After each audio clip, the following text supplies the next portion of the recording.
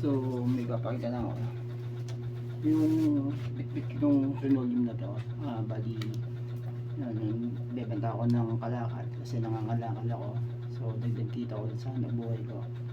And then pag minakita akong mga gamit na pwede kong pakinabangan, tulad ng mga bagay-bagay na kailangan tayo sa loob ng bahay, gaya nung ako kailangan yung wire.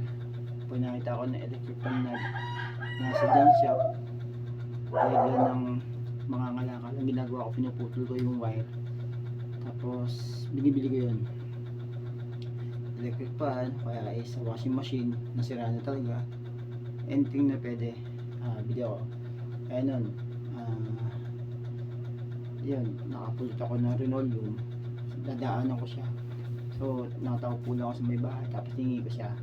So yun kasi yung linoleum na yun, yun yung experience ko na yung bahay namin at inilisan namin bago kami makabunta din sa bahay na to.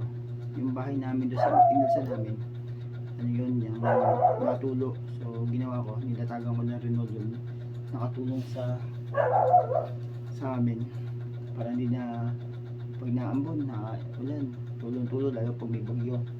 So yung napulot ko, napakinabangan siya dun sa loob ng tindahan ng nanay ko. So pakita ko lang itong linoleum.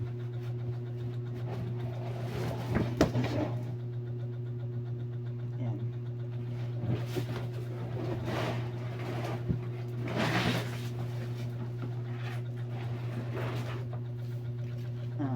Yan, bumili ako ng sampayan, bumili ako ng yung pagdudumi yung nanay ko, yung kasilyas, upo na yan siya doon sa upuan yun na bakal, tapos meron siyang yung pwede mong diba pag yung CR, diba merong ibabang mo yung taklog, so ganun yung style niya.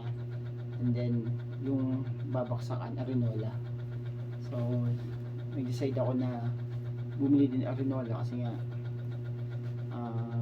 malaki yung arenola, malaki yung butas kasi nanay ko pag nadumi sa diaper.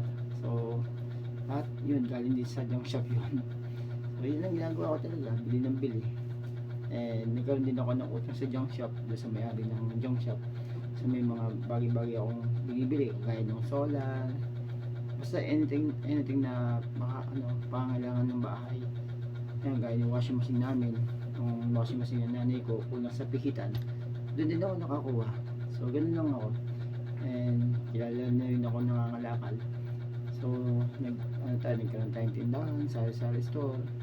Ngayon hindi na siya sa akin.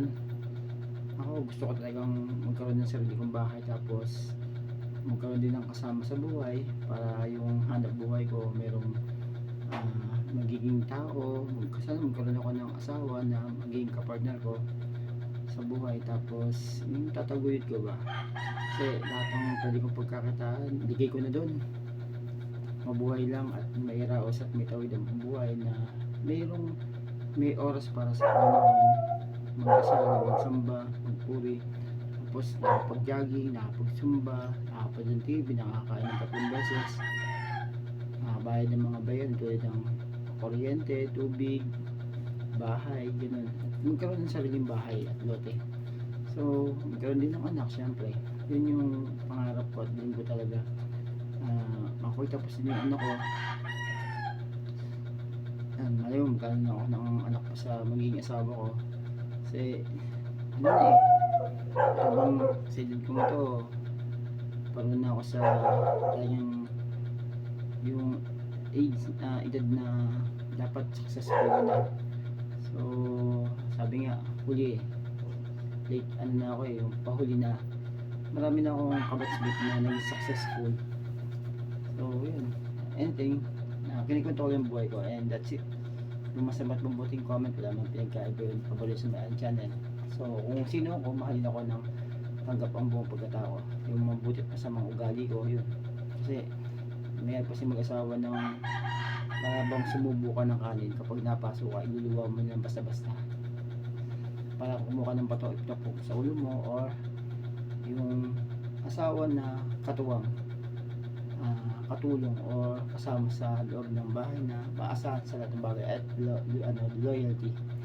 Ako naman bilang isang tao, hindi naman dadami yung mag-iisa ko sa kahirapan o dadami sa dadas ng kahirapan, pero yung tiis at saka pagsisikap talaga, tulungan ba kung alagaan ko din siya, ganun.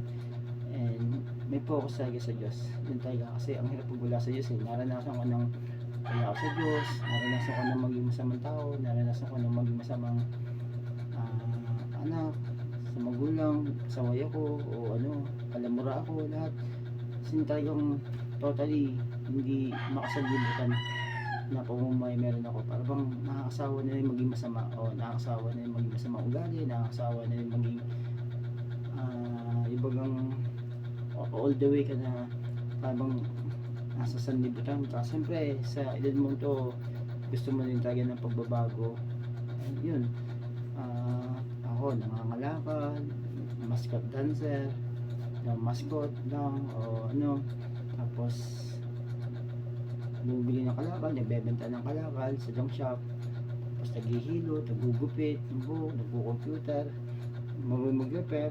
So ang dami negosyo, nagtitinda ng gulay, marami. So yun nga, yung kwarto ko dito tambak ng paninda, nagukay-hukay. So wala lang talaga akong sapat na kasama sa buhay, tsaka yung puhunan ba.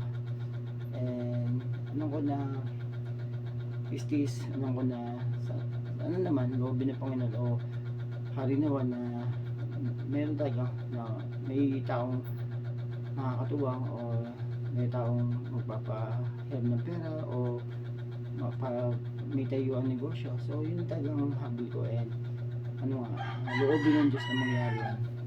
Kasi parang hindi na pabata o hindi patanda na talaga.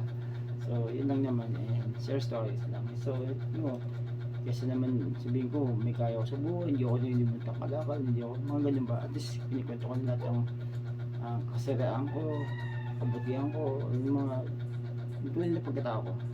So yun lang naman, and that's it.